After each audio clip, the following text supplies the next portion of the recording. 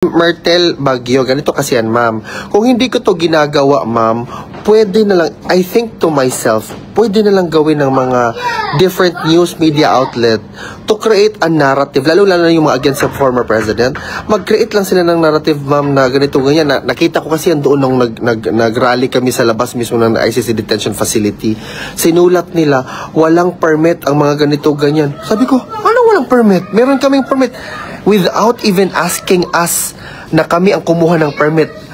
Nothing. There were no efforts at all exerted to clarify na ang ibalita nila will be factual and objective. Hindi. Hindi nila ginawa yan. Kaya doon ko na-realize, I need to do this talaga.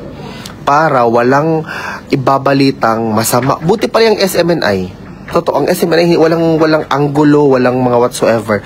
Kung ano lang talaga ang na-on the ground. Hala, shout out us reaction vlog, YouTube channel. Please like and subscribe. Mabuhay kayo. Gusto niyo palagi may suhol bago lumihok or gumalaw. Hindi pa ako ganyan.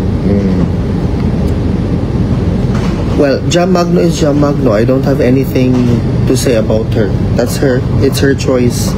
It's her disposition in life. I don't know her personally. Wala.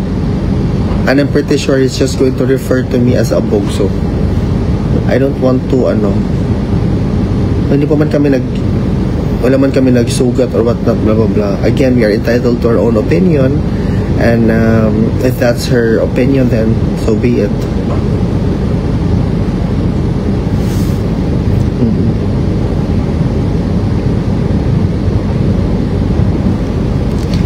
I'm from Sweden, Sir Alvin. Hello, Celia, Abukay. Okay na po, natural beauty. Sa akin daming nagsabing pa ayos sa ilong. Ayoko na. Ayoko din infinity. Honestly.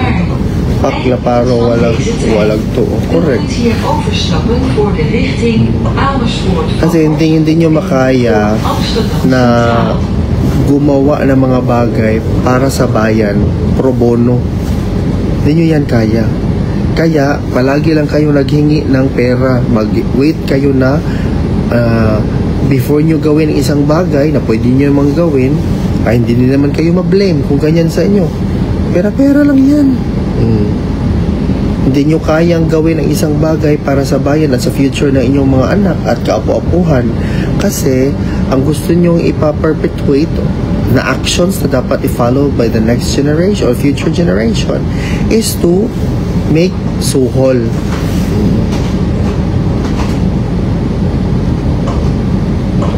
Daily dud kanila kaya sa pero ang laban.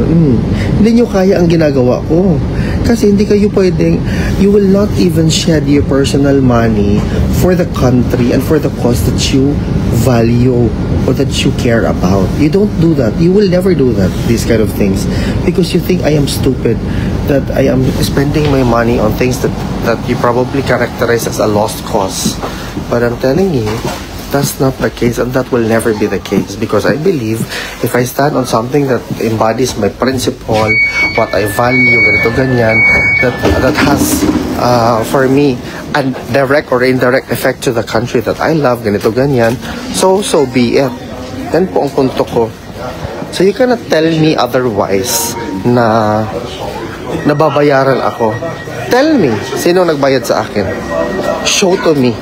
Kahit isang single evidence na binayaran ako to do something by someone, even that by the Dutertes, I will delete the page immediately and I will go back to my private life. Kasi I'm doing this in my capacity as a private citizen.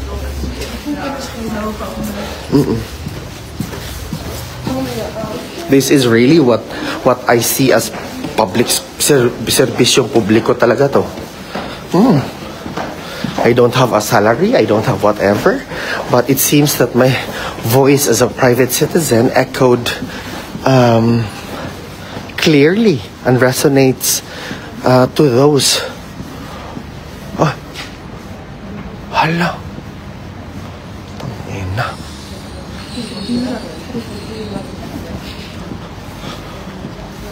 Ah, 4:08 pala. Okay. May 15 minutes pa kung magchika-chika.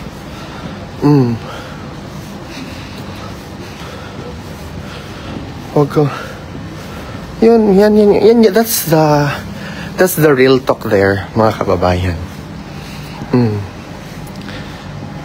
Hi, Alma, hello. Thank you for very kind answer. Of course, it's my honor. No, my father is Filipino and my mother is also Filipino. Oh. Kaya nobody can tell me to do what or unsay dapat gawin nakin because I am an independent individual. I'm not affiliated to any organization. I do not belong to any organization or groups of political whatsoever. Chuchu. I am doing this in my capacity as a private citizen, and I'm doing this free willingly, and because I feel that this is my bit of being a Filipino. Hindi mo yan kaya. Yung nagsabi dito, kalimutan ko na yung pangalan niya. Kasi, why would you? Thinkers are doers. Why would you think na nababayaran? Do you honestly think na ganyan ka liit ang utak at paningin mo sa mga Duterte? Nabayaran nila ang tao to support them? No, kasi hindi pa kayo nakakita ng politician or public servant rather. Hindi pa kayo nakakita ng public servant na hindi nila kailangan na magkuha ng mga PR firm or kung ano-ano pa dyan to promote them. Hindi, ang taong bayan mismo nakita through their actions that they can deliver what they are supposed to deliver with respect to the functions or public office that they were voted to be into. Yan yung punto dyan. Kaya sa akin, wala talaga akong, nobody can dictate to me what I should be doing. Train guys, oh.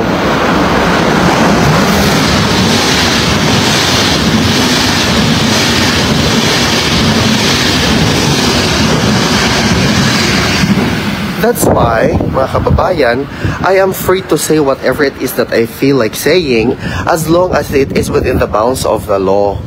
Wala din naman akong nilalabag ng mga batas or whatnot.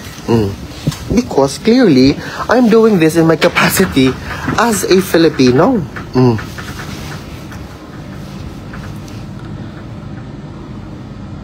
Pasok ang Philippines sa top 10 Miss Grand International. Allah, congratulations to you.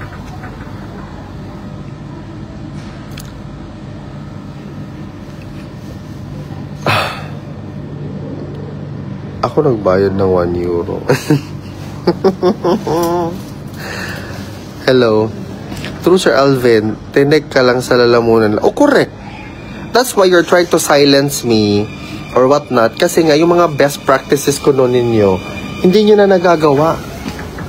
Hindi nyo na nagagawa. Alma, papunta ako, magpapagupit ako, Alma. Wala kasi doon sa amin eh. Pagupit na lang ako dito sa Amsterdam. Tapos uwi. Ganun. Tulog. Legit, I've been following him since day one. Oo.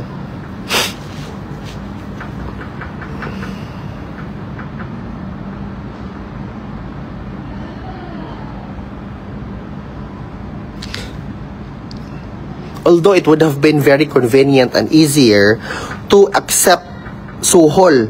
Oh, sige.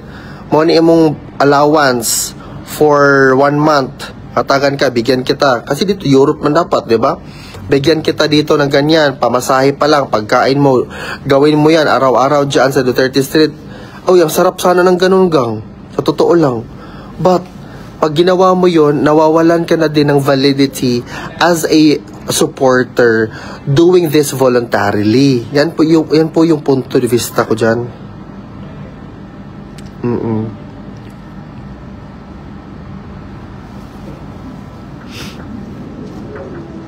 Ako, I am pro-governance. I am pro-Philippines. I am pro-future of the better Philippines and for the benefit of the Filipino people. Yan po.